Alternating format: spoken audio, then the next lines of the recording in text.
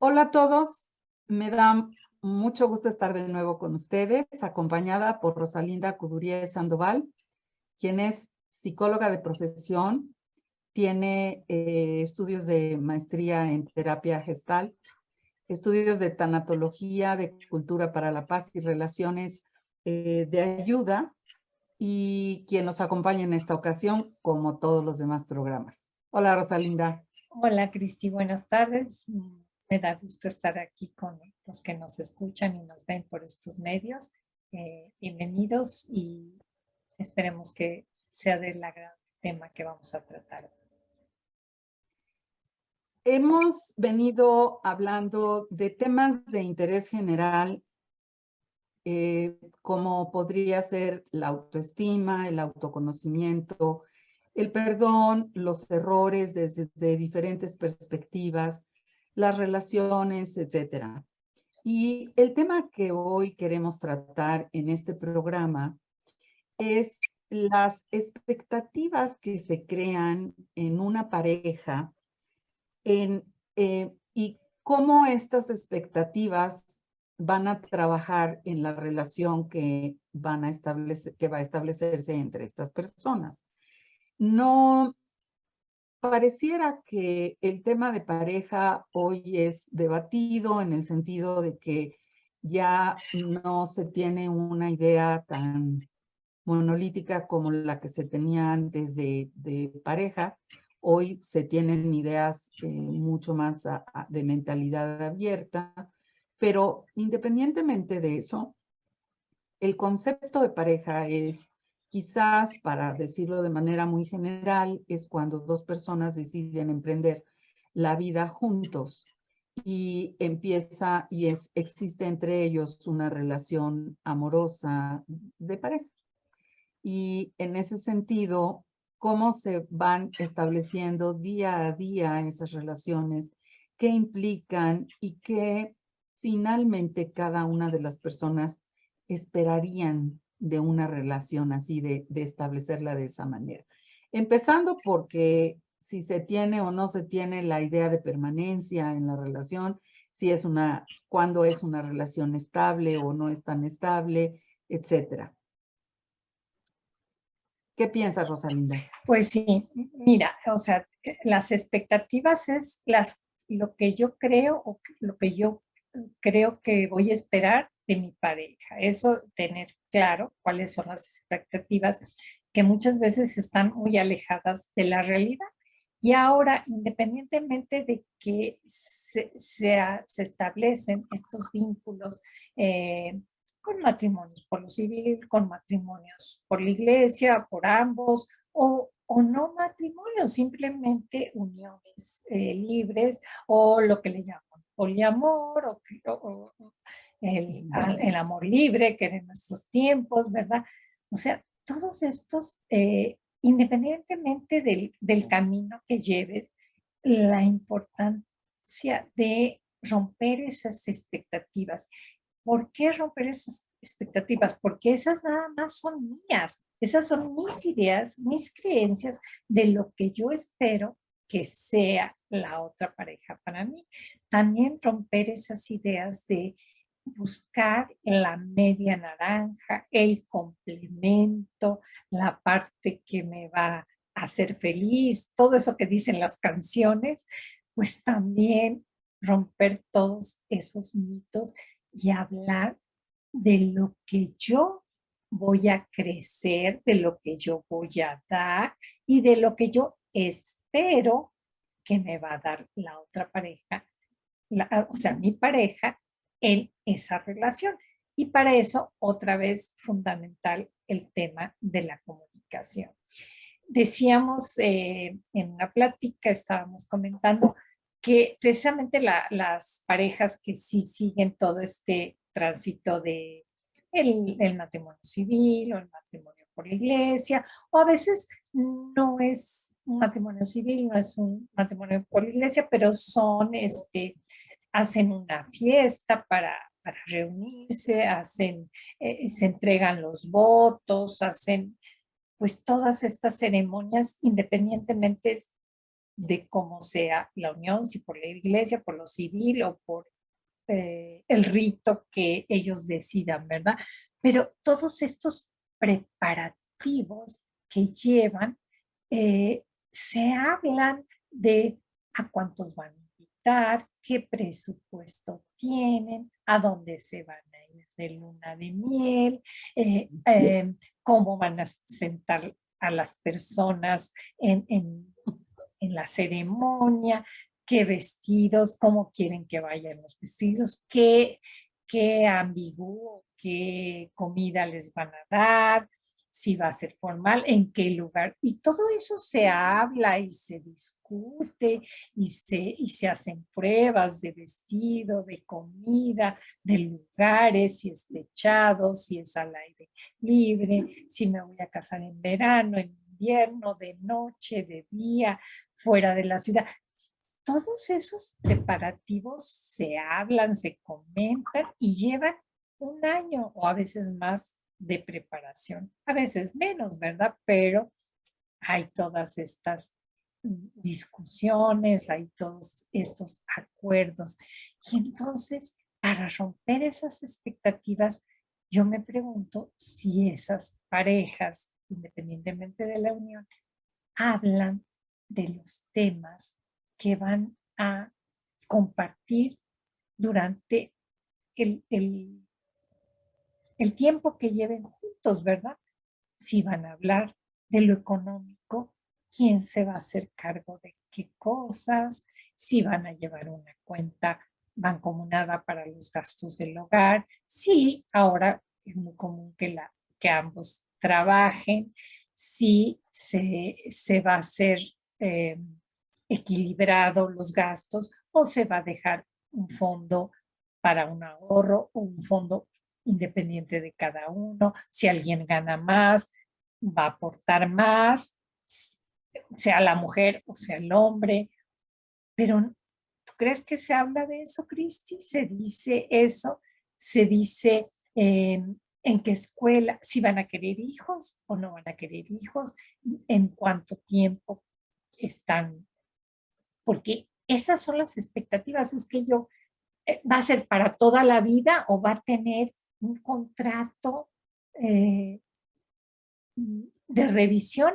Hay un autor que se llama Jorge Bucay y habla de este contrato y que habla, así como firman el contrato nupcial, el contrato del civil, y es un contrato que se firma, pues hacer un contrato de pareja, de decir a qué horarios vamos a salir, qué libertades o qué facilidades tengo yo de salir con mis amigas, en qué días y en qué horas, o tú con tus amigos y ambos juntos, porque ese mito de que somos media naranja, no, somos dos naranjas o dos limones que vamos a compartir cosas y que va a ser agradable, pero cada uno va a tener también su espacio, su libertad económica, de relaciones de amigos, de trabajo, y las decisiones que sí son en conjunto, pues son sobre los hijos, sobre dónde van a vivir, sobre la economía y sobre las cosas que van a crear juntos, ya sea un patrimonio, ya sea unas vacaciones, ya sea reuniones con amiga o familiar, la familia política también, o sea, qué tanto y qué tan cercano y qué tan frecuente va a ser las visitas a las casas de los papás todos los domingos, todos los fines de semana. Van a recaer más en uno o van a recaer más en otro, y son cosas que no se hablan, así como que quiero dar de qué vino voy a dar, qué comida voy a dar. Eso sí se habla y se discute, pero lo otro se habla, se discute, se pone sobre la mesa o sobre un papel, sobre un contrato. Sí, y en el fondo eso significa poner límites desde un principio, ¿no? Decir de manera funcional ¿cómo se va a establecer la relación? ¿Cuáles van a ser las bases conforme a las que nos vamos a relacionar? Mis expectativas, en el fondo, se van a traducir en esos límites, ¿no? Yo qué espero del matrimonio, que es importante quizás decirlo desde un principio, y qué espero y cómo espero que eso se dé, porque cuando eso no se establece, lo vas haciendo sobre la marcha, pero uno no puede evitar tener expectativas básicas.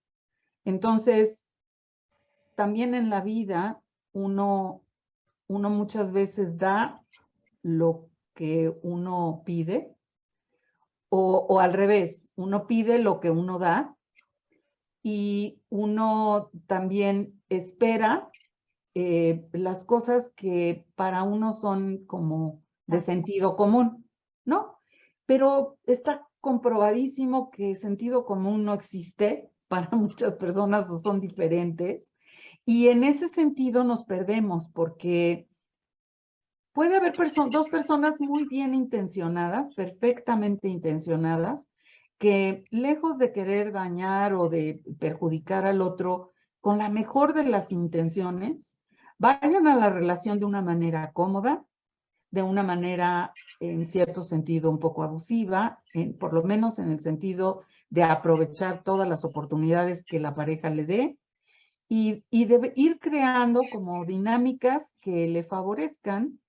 Y, por ejemplo, el hecho de que pues cada fin de semana vemos a mis papás o todas las navidades las pasamos con mi familia. Y pues mientras uno lo permita, así va a ser siempre. En cambio, cuando uno desde el principio establece reglas claras, como en cualquier relación, pues se pueden establecer de manera más equitativa. Por decir, se pueden ver, ¿no? A la larga se puede como sobre la mesa de forma objetiva. Bueno, pues vamos a establecer la regla de que una Navidad la pasamos con tu familia y otra la pasamos con la mía. O las juntamos, como sea, ¿no? Hay muchas alternativas, pero lo decidimos juntos. Porque por lo menos lo que yo entiendo por pareja es parejo. Es aquello que no tiene escalones, que no tienes que subir una cuesta para llegar a la otra persona mientras que tus expectativas están en el aire, porque pues lo que es parejo para mí no es chipotudo. Y cuando se establecen reglas así de sencillas como las de la Navidad, también las económicas se me hacen muy importantes, cómo vamos a aportar, qué vamos a aportar, etcétera. Puede haber muchas formas. En mi época, y yo creo que estarás de acuerdo conmigo, o no sé si tú ya fuiste más moderna, pero en nuestra época nosotras nos casábamos y pasábamos a formar parte del hogar y el marido proveía y nosotras nos dedicábamos a la casa y a los hijos. Y en ese sentido, pues no aportábamos económicamente en monetario. Nuestra aportación era en trabajo, ¿no? Y un trabajo que vale un montón y que la verdad no alcanzaría el sueldo para pagarnos porque le hacemos de todo, ¿no? Entonces, si cobramos Sí, horas extras, si cobramos una serie de beneficios que le corresponde a cualquier trabajador conforme a la Ley Federal del Trabajo, no les alcanzaría el dinero para pagarnos. Pero bueno, independientemente de eso, se pueden establecer diferentes esquemas. Puede establecerse que uno paga unos gastos, el otro paga los otros, etcétera, pero en un sentido de equidad. Si la relación de pareja no se establece sobre una base de igualdad, no se puede hacer equitativa la relación. Me explico. La igualdad significa que sea un piso parejo. Y a partir de ese piso parejo, a cada quien se le va a dar lo que le corresponda. Si la esposa se enferma y la esposa requiere más servicios médicos, lo equitativo es que ella tenga un gasto médico más alto que el del marido. No es igual. ¿Por qué? Porque cada circunstancia es diferente. La equidad es aquella virtud que nos da la posibilidad de distinguirnos como seres humanos en nuestras particularidades. porque hablar modernamente como se hace de un piso parejo para todos y todos somos iguales, la verdad es que todos somos bien distintos y todos tenemos necesidades distintas. Entonces, de lo que se trata no es que nos den un trato de mujeres igual o igualitario, sino que nos den un trato equitativo. Y que ese trato equitativo se establezca en todos los sentidos, en el aspecto económico, en el aspecto de trabajo, en el hogar, en el trabajo externo, etcétera. Que no haya picos. Si nosotros en algún sentido preferimos hacer una cosa o la otra, pues ya es cosa de ponerse de acuerdo, ¿no? Pero hoy creo que las juventudes en ese sentido han establecido relaciones más equitativas y más cooperadoras, sobre todo, porque antiguamente la carga de la casa y la carga de los hijos se nos venía a nosotros por default, y en cambio hoy es algo que comparten los jóvenes y me da mucho gusto ver cómo los papás se comprometen en el cuidado de los hijos y sobre todo en la educación, porque para los niños es muy importante contar con ambos padres. Y también establecer las horas de descanso, establecer los días de descanso o los días de entretenimiento. Hoy sales con tus amigos, yo el próximo fin de semana salgo con los míos, porque finalmente, Rosalinda, ¿qué es lo que va a pasar cuando establecemos claramente esas reglas?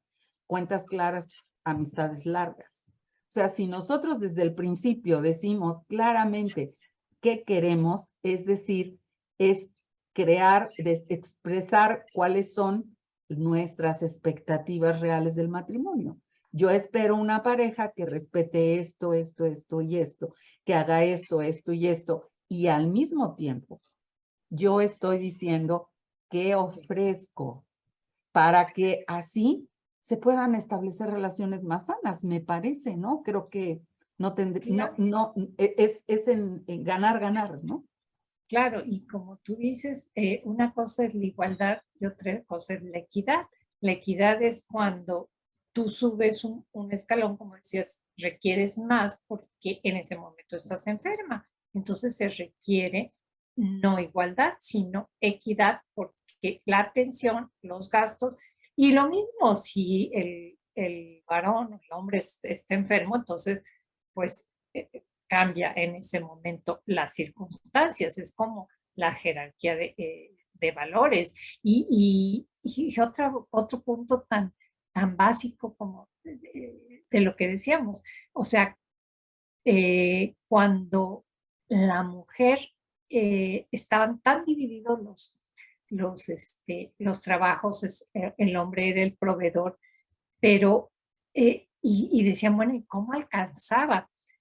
Porque equitativamente la mujer cubría muchos gastos que al salir afuera se generan, de que quién va a limpiar la casa, quién va a cuidar a los niños, quién va a atender otros recursos que al salir afuera la mujer o administrar esos, el ser administradora, porque hay veces que esa es otra habilidad o puede ser otra virtud de decir por qué alcanzaba, porque se sabe administrar en lo que se necesita del hogar y en lo que se requiere de los gastos de la atención y de la administración, hasta para cosas tan simples de que va el jefe, alguien importante, pues no se contrata a alguien que se haga una cena como ahora. O sea, la ama de casa era la que sabía desde comprar las flores, desde poner la mesa, desde comprar el vino, y ahora todo eso se contrata o se hace afuera, ¿verdad? Porque las dos personas están trabajando, entonces son gastos extras que si tú, como bien lo dices, o sea, el trabajo de la casa es un trabajo de día y de noche, ¿verdad? Y del 7 por 7, 365 por 365, ¿no?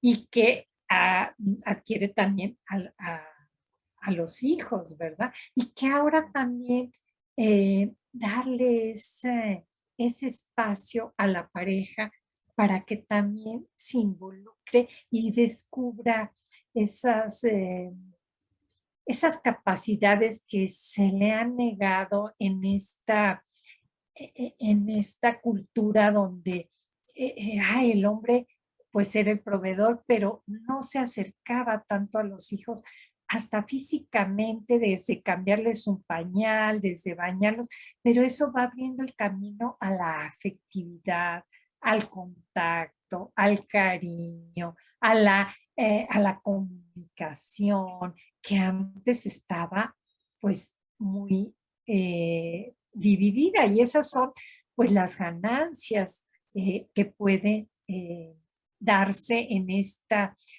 búsqueda, no solo de proclamar el feminismo, sino esa igualdad en, del hombre para descubrir sus capacidades emocionales, sus capacidades de comunicación, sus capacidades de contacto, no solo con la pareja, sino con los hijos y sus responsabilidades hasta culinarias, ¿no? ¿Por qué no de atreverse a preparar un desayuno, una comida, pues creo que salimos ganando, ¿no?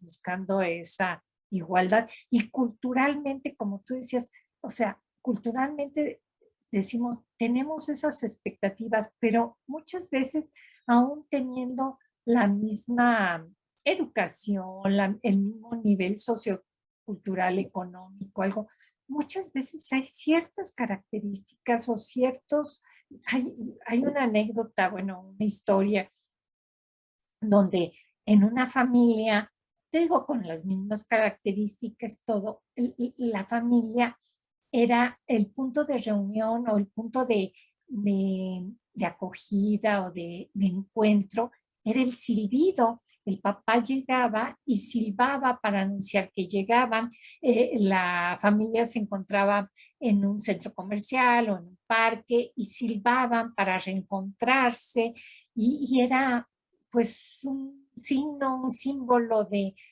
unión, de encuentro, de regocijo, de alegría. El silbido del papá o del hijo, y era una manera implícita de encuentro, de saludo, de bienvenida, de acogida. Y en otra familia del mismo nivel económico, del mismo nivel sociocultural, educativo, estaba establecido que el silbido era solo para los animales, para llamar al gatito, para llamar al perrito, y era pues imprudente o falta de respeto silbarle a las personas, que solamente los animales se silbaban. Entonces se encuentran estas parejas, se casan, y las expectativas es, pues cuando yo llegue a mi casa, si es el varón o la mujer, donde el silbido era el símbolo de regocijo, de encuentro, y llega y silbaba, y pues la mujer se sentía ofendida, menospreciada, se sentía ofendida, ¿verdad? Porque era el perrito al que en su casa así se les enseñó, se les educó, que solamente a los animalitos se silbaba. Y como ese ejemplo, pues puede haber infinidad de ejemplos, ¿verdad? Y entonces, en esa relación de esa pareja, si no se habla, si no se aclaran esas expectativas culturales o esos supuestos de que pues así se hacía en mi casa y así eso es lo normal que se va a hacer en otra casa, pues no, ¿verdad? Entonces, la mujer, cada que llegaba el varón y silbaba, pues se sentía ofendida, y el varón decía, bueno, pero ¿qué le pasa si eso era lo máximo en mi casa, verdad? Y así como eso, pues son romper esas expectativas, ¿verdad? Y es algo pues chistoso, chusco, ¿no? Pero cuántos malos tratos o malos entendidos o disgustos o intolerancias por esas diferencias culturales o costumbres o no sé cómo, Ahora imagínate cuando son dos culturas diferentes o dos religiones diferentes, pues hay más dificultad para esos encuentros, ¿verdad? Para esos acuerdos. Fíjate que casualmente mi papá nos llamaba con chiflido, o sea, no todo el tiempo, pero si estábamos en una tienda grande, él chiflaba y nosotros sabíamos perfectamente cuál era el chiflido. La ventaja en mi caso es que yo nunca pude chiflar. Entonces eso yo nunca lo pude aportar al matrimonio porque nunca pude chiflar. Pero tienes toda la razón. Son costumbres, son maneras de ser.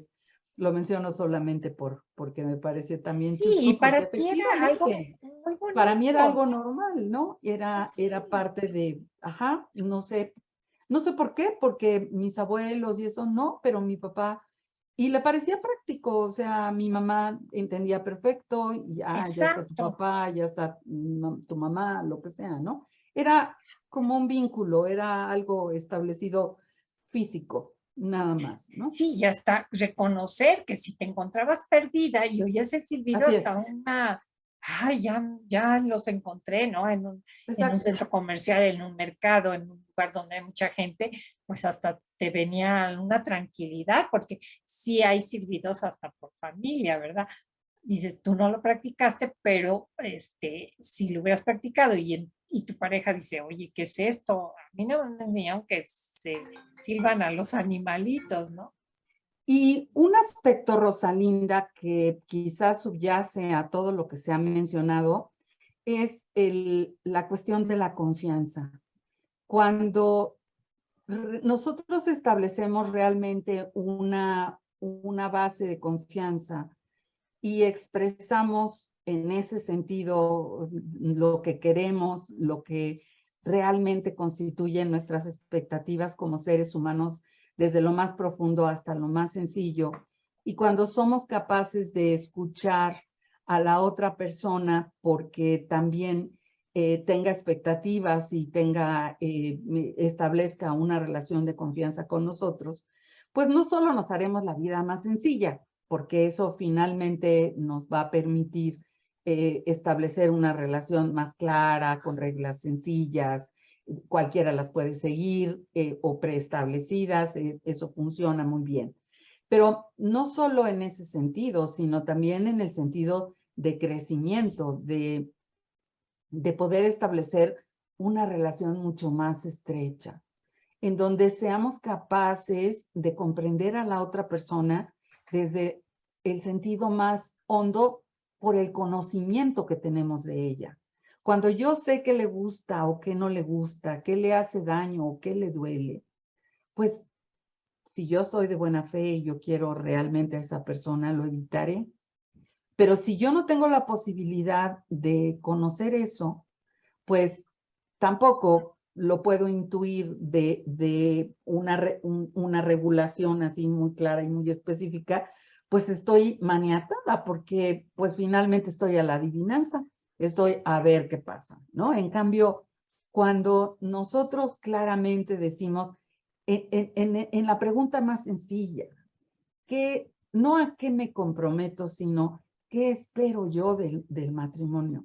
Yo es lo primero que me preguntaría, si yo me volviera a casar, es exactamente lo que preguntaría. Yo te voy a decir qué espero yo del matrimonio y me gustaría mucho saber qué esperas tú, Y para que a partir de eso podamos entonces comprometernos y comprometernos sabiendo hasta dónde me puedo comprometer y qué no puedo ofrecer, porque finalmente o no, no puedo o no quiero no o no hay quiero. expectativa, ¿no?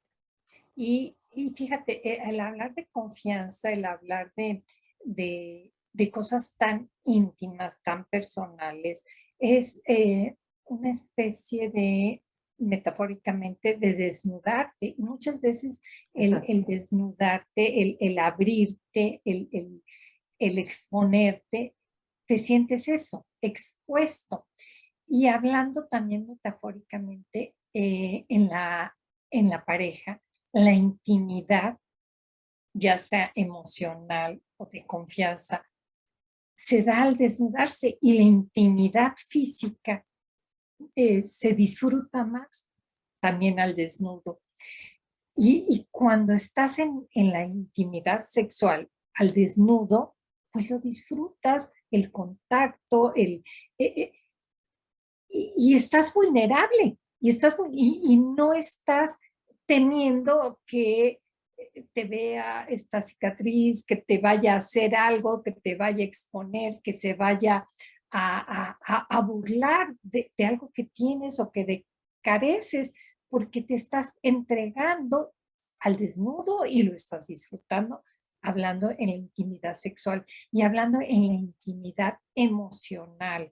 Es eso, desnudarte. ¿Y cuántas veces ahí nos cubrimos, nos tapamos por temor a esa vulnerabilidad que si el otro sabe o conoce algo de mis debilidades o de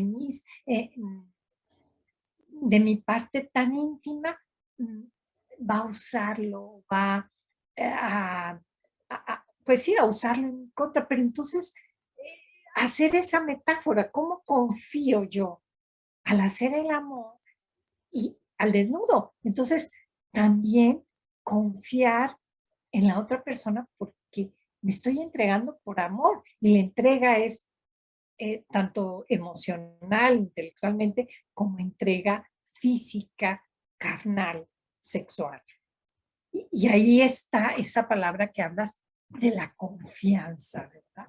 De abrirte y de desnudarte y de no, y pues sí, te estás poniendo vulnerable, pero estás sabiendo que lo haces por amor y con una persona que te ama, ¿verdad? Entonces, pues ese vínculo de la confianza, de confiar y también de establecer en la sexualidad, establecer lo que los dos quieran y permitan y sea agradable. Cuando uno ya está diciendo que no, respetar ese límite y buscar cómo satisfacer ambas necesidades sexuales. Y también hablar en esta modernidad, no asumirlo, decir, bueno, si es una pareja, hablar hasta dónde quiero yo saber y hasta dónde no quiero saber, si se permiten otras relaciones o si no se van a permitir, o bajo qué grado de confianza se puede establecer aún en relaciones muy modernas, es importante hablarlo y decirlo, ¿verdad? Y hablando, como tú dices, de esta confianza, porque cuando se pierde la confianza es de lo más difícil resanar, restituir o parchar, ¿verdad? Y fíjate que el problema es cuando nosotros confiamos al 100% y nos destrozan el corazón. Cuando actuaste con toda esa buena fe, te desnudaste, fuiste comprometido, hiciste lo mejor que pudiste y finalmente traicionan tu confianza. Bien sea por error o bien sea porque así se decide y de mala fe. El caso es que de las dos maneras te rompen el corazón. Entonces, ese quizás es el miedo para entregar esa confianza y para poder abrirse completamente, porque tú lo dijiste, queda uno frágil, quedas a expensas de la otra persona. Y yo no sé si se puedan establecer relaciones de pareja reales sin que exista esa confianza y sin que exista ese desnudo. Porque de otra manera, quizás sean relaciones de otro tipo. Yo no dudo que haya muchas formas de relacionarse con las personas o entre unos y otros. Pero una verdadera relación comprometida se basa en la confianza y se basa en la buena fe. O sea, yo voy de buena fe porque cuando yo confío, yo espero que haya, la expectativa es que haya reciprocidad. Y el problema es cuando hay una falta de reciprocidad porque no solo te agarran vulnerable, te agarran confiado, te agarran comprometido. Y entonces, pues te parten el alma, o sea, te la hacen pero pedacitos, ¿no? Sí, Yo creo que efectivamente poner límites es confiar, comprometerte, pero establecer desde el principio, por ahí no te metas. O sea, es decir qué queremos y decir qué no queremos, qué no vamos a permitir y cómo vamos a reaccionar en caso de que las cosas se den de otra forma, ¿no? claro, claro. Y como decíamos, bueno, hay un arte japonés, no sé cómo se llama, pero cuando se rompe una vasija, porque Ujú. muchas metáforas hablan de cuando se rompe algo de cristal, algo valioso, y qué difícil es volverlo a restaurar, a poner. Y hay un arte japonés donde le ponen, lo unen con hilos de oro, o sea que esas uniones, y entonces esa pieza se vuelve todavía más valiosa, ¿verdad?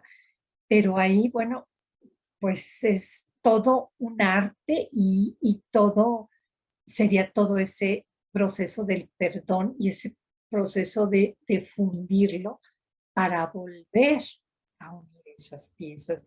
Y el fundirlo pues tiene que pasar por el calor y y el calor quema y el calor derrite y vuelve a fundir. Y entonces pues, como tú dices, a lo mejor eh, en una nueva relación o en la relación, a veces que no es con la misma pareja, pero ese aprendizaje que tú decías de los errores para volver a fundirme y a unirme con otro pedazo, pero pasando por esa transición que es tan dolorosa pero que al final acaba siendo pues de oro, ¿no? De oro, ¿verdad? Ese material para volverte a fundir y aprender de ese error para volverte a comunicar. Y eh, también se dice mucho que cuando hay una ruptura en una pareja es 50 y 50, pero asumir cada uno sus responsabilidades sin tener que señalar. eh, Muchas veces es que lo hice porque por tu culpa, sí, y, no, cada quien hace lo que quiere hacer porque lo hace, haya tenido o no haya tenido, o se haya hablado o no se haya hablado, pues cada quien hace lo que cree que quiere hacer, pero como tú dices, cuando hay confianza, es mejor decir, sabes qué, ya no estoy recibiendo lo que yo quiero o lo que yo necesito en este momento, pues voy a buscar lo que sí necesito, lo que sí quiero, y no hay tanto dolor, ni tanto desgaste, ni tantas piezas que falten, ¿verdad? Porque además de todo, pues te vas no solo con el dolor de esa ruptura, sino con cargar porque yo no hice o porque hice, claro, o sea, asumir mi responsabilidad, pero también que la otra persona asuma sus responsabilidades. En pocas palabras, lo que hasta aquí hemos dicho es que hemos hablado de la importancia de platicar cuando se va a relacionar uno con alguien, platicar cuáles van a ser las reglas del juego de manera sencilla, en las cosas simples de la vida, pero también en las cosas más Claro, importantes, en las cosas que van a definir la coexistencia, la convivencia, los hijos, el futuro, etcétera. Y que la relación se establezca sobre una base de confianza, de verdad, de buena fe. Y si esto no es posible, porque además, como todos sabemos, puede haber una serie de errores que se cometan, que seguramente los va a haber, pues se entiendan sobre la base de cómo solucionar controversias, como diríamos los abogados, ¿no? Cómo podríamos llegar cuando se cometan algunos tipos de errores, cómo podríamos llegar a soluciones y cómo podríamos llegar a un crecimiento en pareja, a cómo establecer, a superar las situaciones o obstáculos que se nos presenten, como tales y a poder tener la mejor de las relaciones, ¿no? Yo agradezco muchísimo, Rosalinda, tu compañía. Creo que este tema da para muchísimo y probablemente en alguna ocasión posterior podamos continuarlo. Y muchas gracias, Rosalinda. Si alguien quisiera contactarte, ¿a dónde se comunican contigo?